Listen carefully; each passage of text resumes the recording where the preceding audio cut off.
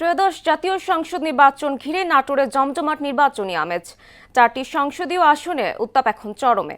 ভোটারদের মন জয়ে প্রার্থীরা দিচ্ছেন নানা প্রতিশ্রুতি। তবে যোগ্য প্রার্থীকে নির্বাচিত করতে মুখে আছেন ভোটাররা। নির্বাচনে জয়ী হতে তরুণ ভোটাররা গুরুত্বপূর্ণ ভূমিকা রাখবে বলে মনে করছেন প্রার্থীরা। মিজানুর রহমানের প্রতিবেদন জানাচ্ছেন মাহমুদ হোসেন।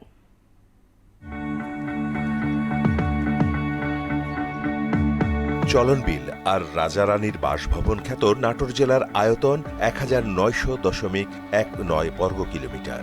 জেলার মোট জনসংখ্যা প্রায় 18,59,922 জন। 4টি আসনে ভোটার 15,47,206 জন। এর মধ্যে পুরুষ ভোটার 7,70,684 জন আর নারী ভোটার 7,76,504 জন। তৃতীয় লিঙ্গের ভোটার 18 জন। ভোটকেন্দ্র 566টি। ইতোমধ্যে জেলার 4 আসনে 27 জন প্রার্থী প্রতিদ্বন্দ্বিতা করছেন।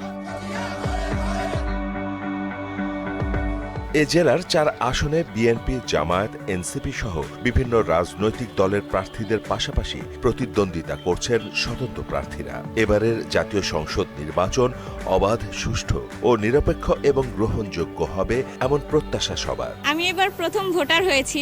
আমি খুবই আনন্দিত, জীবনে প্রথমবারের মতো ভোট দিতে পারবো। যারা যোগ্য ব্যক্তি বা যোগ্য প্রার্থী তাদেরকে আমরা ভোট দিতে চাই। কৃষকদের উপর নির্ভরশীল সরকারই আমরা চাই। জনগণের স্বার্থে, এলাকার স্বার্থে যে বেশি উন্নয়ন কাজ করবে আমরা তাকে চাই। ত্রয়োদশ সংসদ নির্বাচন ঘিরে ব্যস্ত সময় পার করছেন প্রার্থী ও তাদের কর্মী সমর্থকরা। নাটোর 1 আসনে জয়ের ব্যাপারে আশাবাদ ব্যক্ত করেন বিএনপি, জামায়াত ইসলামী ও স্বতন্ত্র প্রার্থী।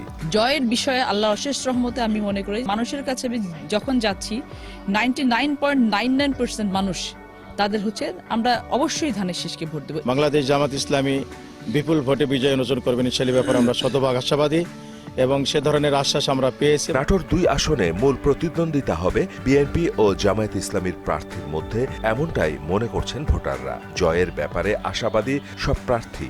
দীর্ঘ 24 বছর পর এই সদর আসনে আবারও আমার নির্বাচন করার সুযোগ হয়েছে। আমি আলহামদুলিল্লাহ আল্লাহর কাছে কৃতজ্ঞতা জানাই। চাঁদাবাজি, দুর্নীতি, লুটপাট, সন্ত্রাস এর বিরুদ্ধে চরম ক্ষিপ্ত।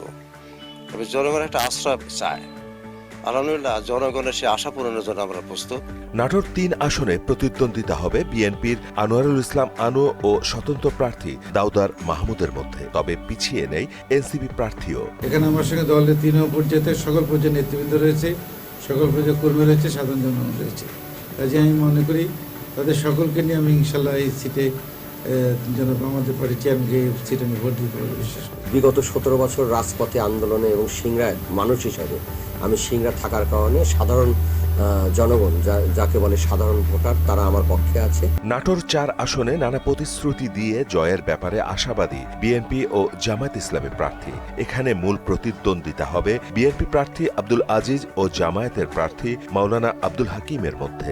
আমরা শিক্ষক হিসেবে বা শিক্ষাবিদ হিসেবে গোটা রাষ্ট্রের নারী নক্ষত্র আমাদের নখদর্পণে, আমাদের মুঠোর ভেতরে, যার ফলে আমরা জানি যে কোন কোন জায়গায় হাত দিয়ে বাংলাদেশের পরিবর্তনকে সত্যিকারের কল্যাণের দিকে এগিয়ে নিয়ে যেতে হবে। সকল স্তরের মানুষের যে স্বতঃস্ফূর্ত সারা আছে, তাতে আল্লাহ পাকের উপর তাওয়াক্কুল রেখেই বলি আগামী ত্রয়োদশ জাতীয় সংসদ নির্বাচনে ধানের শীষ নাটোর 4 আসনে ব্যাপক ভোটের ব্যবধান নিয়ে বিজয়ী হবে। জনগণকে সাথে নিয়েই গুরুদাসপুর এবং বড়াইগ্রামকে আধুনিক মানে নিয়ে আসার চেষ্টা করছি।